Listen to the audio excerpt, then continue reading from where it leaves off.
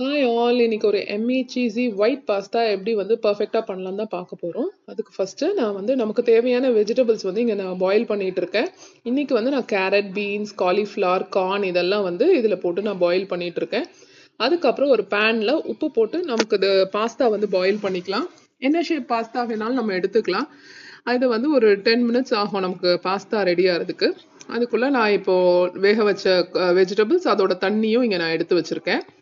இந்த பாஸ்தா வந்து இப்போ ஆல்மோஸ்ட் கொஞ்சம் பாயில் ஆயிடுச்சு. இந்த மாதிரி நல்லா கரெக்டாக குக் ஆயிருக்கணும். ஓவர் குக் ஆயிருந்ததுன்னா அது எல்லாமே இதாயிடும், அது உங்களுக்கு பிரேக் ஆயிடும். ஸோ ஓவர் குக் பண்ணாமல் இந்த மாதிரி எடுத்து வச்சுக்கோங்க. ஒரு பேனில் ஒரு 2 டேபிள் ஸ்பூன் பட்டர் ஆட் பண்ணியிருக்கேன். அது கூட ஃபைன்லி சாப்ட் கார்லிக் ஒரு 10 பல்லு பூண்டு வந்து இங்கே நான் கட் பண்ணி ஆட் பண்ணியிருக்கேன். அது கூட ஒரு கேப்சிகம் அதையும் நல்லா சாப் பண்ணிட்டு நம்ம வந்து ஒரு 2 to 3 மினிட்ஸ் சாட்டே பண்ணிக்கலாம். சாட்டே பண்ணிட்டு இந்த ரெண்டையும் மட்டும் நம்ம ரிமூவ் பண்ணி தனியாக வச்சிடலாம். இதே பேன்லேயே நம்ம இப்போ செய்ய ஆரம்பிச்சிடலாம். ஸோ ரிமூவ் பண்ணிட்டு அதே பேன்லேயே இன்னும் ஒரு 2 டேபிள் ஸ்பூன் பட்டர் ஆட் பண்ணிக்கலாம். ஆட் பண்ணிட்டு 2 டேபிள் ஸ்பூன் அளவுக்கு மைதா மைதா ஆட் பண்ணி நல்லா ஸ்லோ ஃப்ரையரில் நம்ம வந்து இதை நல்லா மிக்ஸ் பண்ணிக்கணும். இது ஆக்சுவலி மைதா வந்து நல்ல ஃப்ரை ஆனால் தான் நல்லா இருக்கும். இதுக்கு இன்னொரு டேபிள் ஸ்பூன் பட்டர் ஆட் பண்ணியிருக்கேன். நம்ம அதுக்கு கரெக்டாக இல்லை, பட்டர் பத்தலைங்கிறதுனால ஒரு டேபிள் ஸ்பூன் பட்டர் ஆட் பண்ணி இந்த அளவு இருந்தால் கரெக்டாக இருக்கும். ஸோ இந்த மாதிரி இருக்கிற ஸ்டேஜில் நம்ம அடுப்பை ஆஃப் பண்ணிவிட்டு நம்ம ஃபஸ்ட்டு பாயில் பண்ணியிருக்கோம் இல்லையா, பண்ணும் போது எடுத்து வச்சோம் இல்லையா, அந்த தண்ணியும் நான் ஃபஸ்ட்டு ஆட் பண்ணிக்கிறேன். அந்த தண்ணி ஆட் பண்ணி நல்ல ஒரு க்ரீமி கன்சிஸ்டன்சி நல்லா மிக்ஸ் பண்ணிகிட்டே இருக்கணும். கைவிடாமல் மிக்ஸ் பண்ணணும் இந்த சாஸை.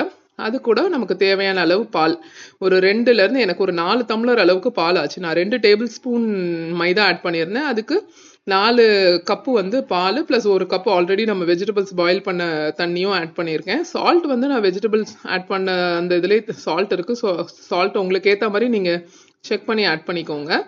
சால்ட் பத்தலைன்னு நினச்சிங்கன்னா இந்த ஸ்டேஜில் கூட ஆட் பண்ணிக்கலாம். சாஸ் எவ்வளோ க்ரீமியாக இருக்குது பார்த்தீங்களா. ஸோ நல்ல பால் எல்லாம் மிக்ஸ் ஆனதுக்கு அப்புறமா நீங்கள் அடுப்பை திருப்பி ஃப்ளேம் ஆன் பண்ணிவிட்டு அதுக்கப்புறமா மிக்ஸ் பண்ணுங்கள். இப்போ கேப்சிகம் அதுக்கப்புறம் கார்லிக் எடுத்து வச்சது நான் ஆட் பண்ணியிருக்கேன். அது கூட பாஸ்தா, அப்புறமா வந்து சில்லி ஃப்ளேக்ஸ், அப்புறம் ஆரிகேனோ இதெல்லாம் வந்து நம்ம சீசன் பண்ணிவிட்டு நல்லா மிக்ஸ் பண்ணிக்கலாம். பண்ணிவிட்டு நம்ம பாயில் பண்ண வெஜிடபிள்ஸையும் நம்ம நெக்ஸ்ட் ஆட் பண்ணிக்கலாம். எவ்வளோ வெஜிடபிள்ஸ் தேவையோ அவ்வளோ ஆட் பண்ணிக்கலாம். நான் யூஸ்வலாக பாஸ்தா விட வெஜிடபிள்ஸ் தான் நிறைய இருக்கும். இந்த மாதிரி நீங்கள் பண்ணி கொடுத்தீங்கன்னா ரொம்ப ஹெல்த்தியாகவும் இருக்கும். நம்ம ஹோம்மேட் பாஸ்தா ரொம்ப டேஸ்டியாகவும் இருக்கும். நமக்கு தேவையான அளவு சீஸ் ஆட் பண்ணிக்கலாம். ஒரு கப்பில் இருந்து எவ்வளோ வேணுமோ சீஸ் ஆட் பண்ணிக்கலாம். நல்லா ஆட் பண்ணிவிட்டு எல்லாத்தையும் நல்லா மிக்ஸ் பண்ணும்போது உங்களுக்கு அந்த சீஸ் இந்த ஹீட்லேயே கரைஞ்சி நல்ல சீஸ் புல்லோட ரொம்ப எம்மி டேஸ்டி பாஸ்தா ரெடி ஆயிடுச்சு. ஒயிட் பாஸ்தா நம்ம என்னோட ஸ்டைலில் நான் பண்ணி காமிச்சிருக்கேன்.